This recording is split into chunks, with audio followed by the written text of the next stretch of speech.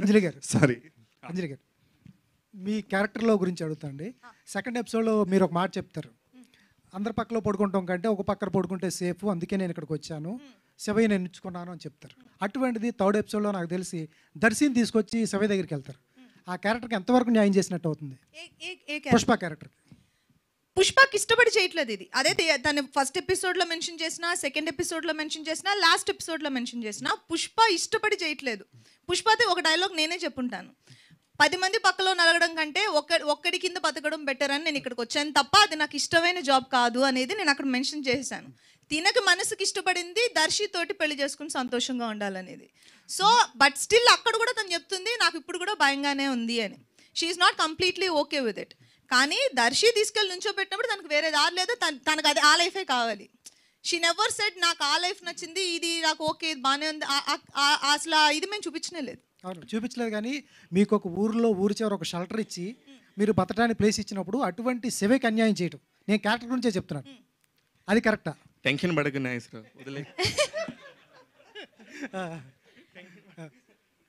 ఇక్కడ అన్యాయం ఎవరికీ జరగలేదు. ఇప్పుడు ఆయన ఇల్లు నీడ అన్ని ఇచ్చారు కాబట్టి ఆయనతోటి కొన్ని రోజులు ఉంది. కానీ అదే మీరు చెప్పిన దానికి ఓపెన్ గా ఆన్సర్ చెప్తున్నాను. కానీ తన మనసుకి కావాల్సిందని ఒకటి ఉంది కదా. ఇప్పుడు ముసలి అయ్యే వరకు శివయ్య తోటి ఉండలేదు కదా, జస్ట్ బికాజ్ ఊరు బయట ఒక ఇల్లు ఇచ్చారని. సో నాకు ఊరు బయట ఇల్లు అవసరం లేదు, ఒక చిన్న గుడిసెలో ఉన్నా పర్వాలేదు, నీ పక్కనే ఉండాలని డైలాగ్స్ కూడా ఉన్నాయి. So that's what she want. Anjali గారు ఫస్ట్ ఓకేనా నాగేశ్వరరావు, శివకి అన్యాయం జరగలేదు. అంజలి గారు ఫస్ట్ మీరు బస్సు దిగ్గానే అబ్బా అనిపించింది మేడం. కానీ దాని తర్వాత ఎక్కడా కూడా అలాంటి ఫీల్ క్రియేట్ చేయకుండా ఒక మంచి పుష్ప క్యారెక్టర్లోకి తీసుకెళ్లారు. అంటే ఇప్పుడు ఒక సినిమా, ఒక వెబ్ సిరీస్ చూస్తున్నప్పుడు అవసరం లేకుండా కూడా వల్గారిటీ ఉన్న ఈ టైంలో దీన్ని ఫస్ట్లోనే మీరు అనుకున్నారా, లేకపోతే డైరెక్టర్ డిజైన్ చేసిన దానిలోనే ఇది ఉందా? అంటే ఎక్కడ అంటే చిన్న లైన్ ఉంటుంది గ్లామర్కి వల్గారిటీకి, యు ఆర్ వెరీ గ్లామరస్, అందుకని నేను చెప్తున్నాను. అందుకని చాలా చక్కగా చేశారు.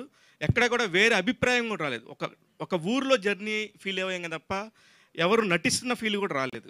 ఆ క్రెడిట్ అంతా ఎవరికి ఇస్తారు మీరు? Thank you. అంటే మేము ఫస్ట్ నుంచి డే 1 నా దగ్గరికి ఇలా ఒక ప్రాస్టిట్యూట్ రోల్ అని నేను ఫస్ట్ నా దగ్గరికి వచ్చినప్పుడు ఒక చిన్న హెసిటేషన్ ఏ యాక్టర్ కైనా ఉంటుంది, ఇది ఎలా తీయబోతున్నారు అని దాని మీద. బికాస్ దాని మీద మన డిమాండ్ ఉండదు. వన్స్ మనం క్యారెక్టర్ ఓకే చేసిన తర్వాత మనం యాక్ట్ చేసే విధానంలో తప్ప అది ఎలా డిజైన్ చేస్తున్నారు అనేది మన చేతిలో ఉండదు. బట్ ఈ పుష్ప క్యారెక్టర్ ఇలాగే ఉండాలని మేము డే 1 డిసైడ్ అయింది. ఆ క్యారెక్టర్ ఆర్కే అదే. ఆ అమ్మాయి వచ్చి ఊర్లో దిగిన వెంటనే మీరు అన్నట్టు అబ్బాయి ఎంత బాగుందా అమ్మాయి అని అనుకోవాలి. కానీ త్రూ అవుట్ అమ్మాయికి ఆర్క్ మారుతున్నప్పుడు అదే అమ్మాయిని అమ్మాయి ఇంకొకరిని చంపేసినా కూడా మీరు పర్సనల్గా ఆయన చంపేసినా తప్పలేదని ఫీల్ అయ్యే ప్లేస్లో తీసుకొచ్చి కూర్చోబెట్టాం. అక్కడ తీసుకొచ్చి కూర్చోబెట్టాలంటే ఈ అమ్మాయి క్యారెక్టర్ చాలా క్లాస్గా ఉండాలి. Though she is a prostitute. 2006 నుంచి ఇక్కడ జర్నీ